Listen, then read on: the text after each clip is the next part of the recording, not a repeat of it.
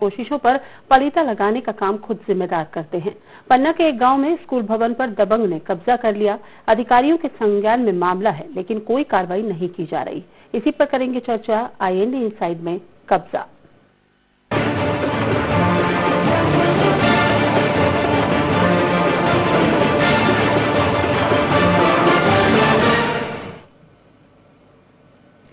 सरकार की मंशा है कि बच्चों को अच्छे से अच्छी शिक्षा दी जाए, लेकिन पन्ना के बिरवाही गांव में 25 लाख रुपए की लागत से बनी स्कूल की बिल्डिंग पर एक दबंग ने कब्जा कर लिया है, जहां प्याज, धान, भूसा और जानवरों को रखा जा रहा है और बिल्डिंग को गेहूं खरीदी केंद्र बना दिया गया। करीब 8 सालों से बनी इस बिल्डिंग को स्कूल प्रबंधन ने अपने हैंडओवर नहीं लिया और न ही इस बिल्डिंग में कक्षाएं संचालित हो रही हैं। वजह यह भी है कि इस स्कूल के निर्माण कार्य में भारी भ्रष्टाचार किया गया, जिससे बिल्डिंग की हालत जर्जर हो चुकी है। लोग यहां अपना अनाज बेचने भी आते हैं। आपको बता दें कि बिल्डिंग का निर्माण कार्य RES एजेंसी द्वारा BRGF योजना के तहत कराया गया है।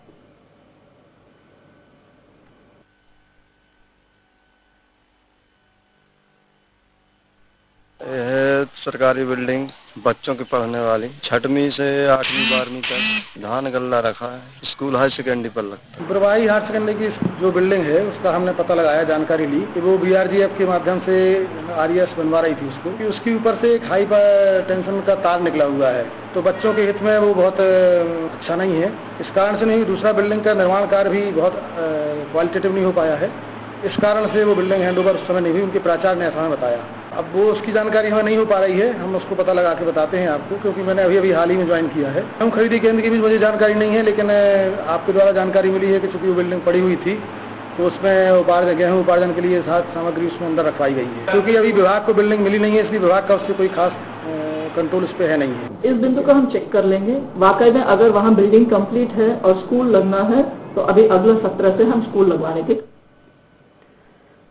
जी हाँ, तो पूरा मामला पन्ना जिले के बिरवाही गांव का है। क्या आखिर यहाँ पर सरकार के किस तरह से मंशाओं पर पानी फेरा जा रहा है, इसकी तस्वीरें आपने देखी। ज्यादा जानकारी के साथ हमारे संवाददाता सुशांत चौरसिया फोन लाइन पर मौजूद हैं। सुशांत, जानना चाहेंगे 25 लाख रुपए की लागत से स्कूल की बिल्डिंग जो है वो तैयार की जाती है, लेकिन कहीं ना कहीं अब उसमें अनाज की खरीदी और बिक्री का कार्य किया जा रहा है या फिर जानवरों को वहां पर बांधा जा रहा है। इसके पीछे क्या कुछ कारण निकल करके सामने आया?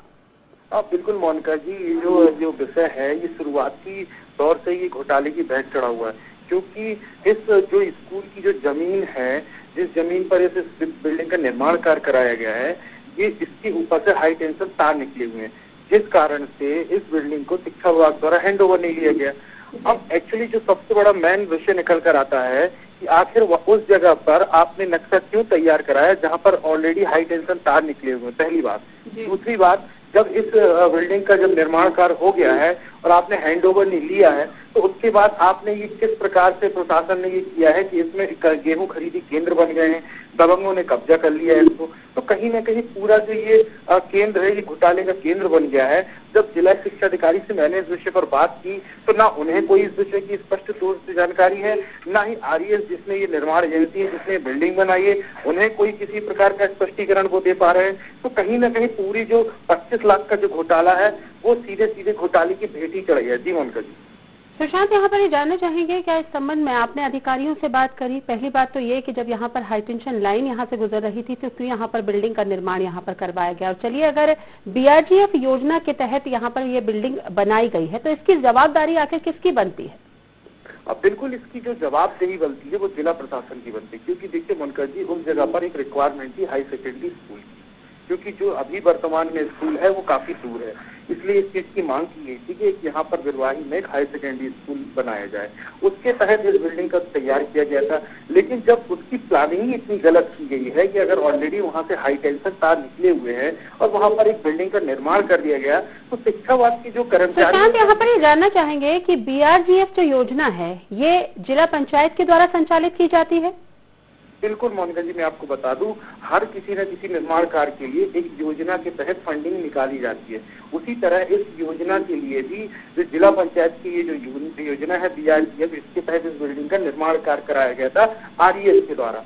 RES निर्माण एजेंसी थी और जिसमें इसने ये बिल्डिंग हैंडओवर 2010 में इसका निर्माण कार्य चालू कराया था और 2011 मई में इसको कंप्लीट कर दिया गया था ठेकेदार के द्वारा और इसको बोला गया था कि आप इसको हैंडओवर ले लें, लेकिन शिक्षा विभाग के द्वारा इसको हैंडओवर नहीं लिया गया, जिसके कारण लगातार ठेकेदार का भी पैसा फंसा रहा और कहीं न कहीं जो बच्चे हैं। नहीं तो इस संबंध में जब ये BRGF के तहत, इस योजना के तहत यहाँ पर बिल्डिंग जो है स्कूल की बनवाई गई, तो कहीं ना कहीं जवाबदारी जिला पंचायत की भी होती है कि जब यहाँ पर बिल्डिंग का निर्माण कार्य हो रहा था तो सही से यहाँ पर उसका सर्वे करना चाहिए था, निरीक्षण करना चाहिए था कि हाई टेंशन लाइन यहाँ से जा रही है। और दूसरी बात यह कि जिस निर्माण एजेंसी के द्वारा यहाँ पर ये बिल्डिंग बनाई गई है, कहीं ना कहीं वो गुणवत्ता विहीन बनाई गई है, जिसके चलते ये बिल्कुल जर्जर हो चुकी है।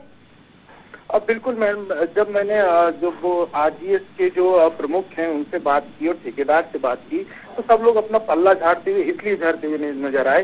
जब मैंने पूछा कि आपने बिल्डिंग किस गुणवत्ता की बनाई है, तो बोले कि हमने जब 2011 में बिल्डिंग तैयार कर दी थी, उस समय बिल्डिंग की कंडीशन ठीक थी, लेकिन आज के समय में अगर बिल्डिंग देखी जाए तो पूर्णतः वो ध्वस्त हो चुकी है। मतलब वहाँ पर अब किसी भी प्रकार का कोई विद्यालय नहीं लग सकता है। दूसरी बात जो जिला पंचायत की अब हमने उठाई है वो ये है कि जिला पंचायत ने प्रॉपर तरीके से मॉनिटरिंग नहीं की है। आपने फंडिंग बस जारी कर दिया, लेकिन फंड जारी करने के बाद आपकी जिम्मेदारी होती है कि आपने जो नक्शा ड्राइंग कराया है, कम से कम आप एक ऐसा नक्शा ड्राइंग कराते जहाँ पर ये इस प्रकार की, क्योंकि स्कूल एक संवेदनशील जगह होती है, वहाँ पर बच्चों का आना जाना रहता है, और इस प्रकार से जो हाई टेंशन तार गया हुआ है उस कारण से अगर इस प्रकार के हैंडओवर नहीं हो पाए तो ये पूरा जो 25 लाख का अमाउंट है ये तो टोटल वेस्ट हो गया। और इसमें निश्चित तौर पर पूरे मामले में जो है सुशांत भ्रष्टाचार ही नजर आ रहा है। बिल्डिंग जर्जर हो चुकी है। शिक्षा विभाग की अगर बात की जाए तो उनके हैंडओवर जो है ये लिया नहीं गया इस बिल्डिंग के बनने के बाद भी। अगर बात की जाए RES की जो निर्माण एजेंसी है उसकी, तो उनके भी अधिकारियों ने मामले से पल्ला झाड़ लिया। BRGF योजना के तहत अगर जिला पंचायत के द्वारा इस बिल्डिंग का निर्माण कराया गया तो वो भी इस पूरे मामले से पल्ला झाड़ते हुए नजर आ रहे हैं। अगर इस स्कूल के प्राचार्य की अगर बात की जाए तो क्या आपने उनसे बात करी, उनका क्या कुछ कहना है इस पूरे मामले पर? बिल्कुल मोनिका जी, प्रचार भी अब यही कह रही हैं कि हम बिल्डिंग को हैंडओवर में नहीं लेंगे क्योंकि बिल्डिंग की स्थिति खराब होती है। क्योंकि बिल्डिंग जिस समय बनी थी उस समय उन्हें हैंडओवर लेना चाहिए था, लेकिन आज के समय में बिल्डिंग की स्थिति और जिस व्यक्ति के द्वारा इसमें कब्जा किया गया है उसमें भी कई बार जब प्रशासन के द्वारा 1-2 बार हस्तक्षेप भी किया गया है। नहीं, तो जिस तरह से आपने कहा कि प्राचार्य का ये कहना है कि वो बिल्डिंग हैंडओवर नहीं लेंगी, लेकिन इससे पहले जब ये बिल्डिंग बनकर के तैयार हुई और जो समस्या थी, कहीं ना कहीं वो बिल्डिंग शिक्षा विभाग के द्वारा अगर हैंडओवर ली जाती तो निश्चित तौर पर उस समस्या का निराकरण कुछ न कुछ तो किया जाता। अब बिल्डिंग वो पूरी तरह से जर्जर हो चुकी है, तो अब तो निश्चित तौर पर वो बिल्डिंग जो है वो अब प्राचार्य महोदय को सौंपी नहीं जा सकती, या फिर वो इसको लेना भी मुनासिब नहीं समझेंगे। देखिए, आज की कंडीशन में अगर हम मोनिका जी बात करें तो आज की कंडीशन में वो बिल्डिंग लेने लायक बिल्कुल भी नहीं बची जी, क्योंकि वहाँ पर बच्चों की शिक्षा दीक्षा होनी है, कोई कुछ होना नहीं है। बच्चों की शिक्षा के लिए गंभीर विषय है, क्योंकि और सबसे बड़ी बात यह है उसकी शुरुआती दौर में शिक्षा विभाग होता क्या है कि शिक्षा विभाग ने एक प्रस्ताव दिया कि हमें इस जगह पर बिल्डिंग चाहिए जी। सुशांत, रोकना चाहेंगे आपको। हमारे साथ अजय कांत जो ठेकेदार है वो हमारे साथ जुड़ चुके हैं। अजय कांत जी, स्वागत है आपका। जी मैम। अजय कांत जी, ये जो स्कूल यहाँ पर जिसका निर्माण कराया गया, जो अब जर्जर हालत में पहुंच चुका है, आखिर आपके द्वारा ही इस बिल्डिंग का निर्माण किया गया? हाँ मैडम, मैंने ही बनाई थी वो बिल्डिंग जी। तो क्या ये माना जाए कि आखिर जो ये मामला निकल कर के सामने आया है इसमें कहीं ना कहीं ये माना जा रहा है कि ये बिल्डिंग जो है वो पूरी तरह से जर्जर हो चुकी है, और जब ये बिल्डिंग यहाँ पर बनाई गई तो ऊपर से हाई टेंशन लाइन जो है यहाँ से गुजर रही है। क्या ये है कि जो स्कूल का निर्माण हुआ, इस स्कूल की बिल्डिंग जब बनाई गई तो उसमें गुणवत्ता विहीन मटेरियल का भी इस्तेमाल किया गया? मैंने गुणवत्ता विहीन कोई मटेरियल नहीं लगाया हुआ है, और मैं 6 साल पहले मैंने बिल्डिंग बनाई थी जी, और 6 सालों में मैं कई बार मैडम के पास गया बिल्डिंग हैंडओवर करने के लिए जी। मैडम के द्वारा बिल्डिंग हैंडओवर नहीं की गई। मैंने अपने विभाग को लिख करके दे दिया कि भाई हमारी बिल्डिंग हैंडओवर नहीं की जा रही है, हमारा आप भुगतान कराइए जी। आज तक विभाग के द्वारा मुझे कोई भुगतान नहीं कराया गया। आप किस मैडम के पास गए? प्रिंसिपल मैडम के पास में। प्रिंसिपल मैडम के पास गए, उन्होंने क्या कुछ हवाला दिया, आखिर वो क्यों इस बिल्डिंग को हैंडओवर नहीं ले रही? उन्होंने पहले तो ये बोला कि मेरा जो स्कूल लग रहा है अभी वर्तमान में वो अभी दूर पड़ता है जी, और हमारी कुछ व्यवस्थाएं हो जाएंगी तो हम हैंडओवर कर लेंगे जी। उसके बाद में उन्होंने मैडम ने ये बोला कि इसके ऊपर 11 kV लाइन निकली हुई है जी। जब ये हाई टेंशन की लाइन यहाँ से निकली तो आपने इस संबंध में जो है जिला पंचायत अधिकारियों को अवगत कराया कि जो प्राचार्य महोदय है वो हैंडओवर लेना नहीं चाहती, तो आखिर अब क्या किया जाए? जी मैडम, मैंने अपने विभाग से, जिस विभाग से मुझे काम मिला है जी, उस विभाग को मैंने बताया। मैंने कहा सर ये बिल्डिंग हैंडओवर नहीं ले रही है मैडम, और ये 11 kV लाइन निकली हुई है यहाँ से जी। ये मैंने अपने विभाग के अधिकारियों को बताया जी, लेकिन उन लोगों ने भी कोई ध्यान नहीं दिया मैडम। 6 साल हो गए, 6 साल में मैं कम से कम 50 बार प्रिंसिपल के पास जा चुका हूँ जी, विभाग के चक्कर लगा रहा हूँ, मेरा भी कम से कम 6-7 लाख रुपए उसमें फंसा हुआ है जी। और जब मैंने बनाई थी बिल्डिंग, पूरा गांव देख करके बता सकता है कि मैंने गुणवत्तापूर्ण कार्य किया है। जो मापदंड से जो मटेरियल डाला जाना अभी आपको इसका भुगतान नहीं किया गया है अजय कांत जी? उसका फाइनल पेमेंट तभी होता है मैडम जब बिल्डिंग हैंडओवर हो जाती है। नहीं, आप जिस तरह से कह रहे हैं कि अभी 5-6 लाख रुपए बकाया है, जबकि 25 लाख रुपए की लागत से इस बिल्डिंग का निर्माण कार्य यहाँ पर किया गया है, तो कुछ तो भुगतान आपको हुआ होगा जी? कितने लाख की लागत बता रही हैं आप मैडम? 25 लाख रुपए की लागत जी। उसमें 25 लाख रुपए में मैडम उसमें जो बाउंड्री बनाई हुई है वो भी शामिल है। नहीं, उसमें से आपको कुछ भुगतान हो चुका है अभी तक? मैडम जी मैडम। कितने लाख रुपए का भुगतान आपको हो चुका है? तो मैडम 25 लाख की मेरी बिल्डिंग थी, 20% अबव थी मेरी बिल्डिंग जी। तो उसके हिसाब से मुझे करीब 27-28 लाख रुपए का भुगतान हुआ है और 3.5-4 लाख रुपए मेरा अभी भुगतान बाकी है वहाँ पर।